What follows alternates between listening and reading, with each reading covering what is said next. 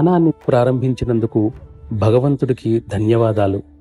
లేనట్లయితే అది నా లోపమేనని నేను భావించి ఉండేవాడిని. ధ్యానాన్ని నీవు ఆరంభించావు కనుక నీటి బుడగ కన్ను త్వరలోనే నీటి ముఖాన్ని చూస్తుంది అని నేను గాఢంగా నమ్ముతాను. భగవంతుడు నీకు పట్టుదలను, నిలకడను ప్రసాదించుగాక.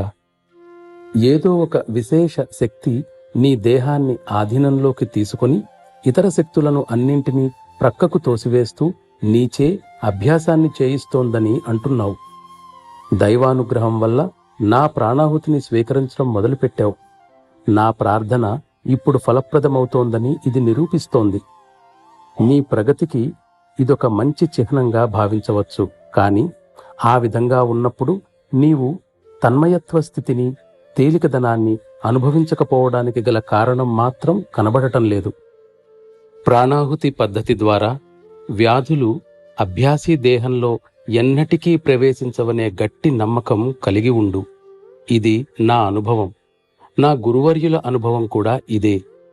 అంతేకాక కొన్ని వ్యాధులు నిర్మలీకరణ ఫలితంగా నిశ్చయంగా బయటకు పోతాయని అనేకసార్లు అనుభవపూర్వకంగా తెలిసింది.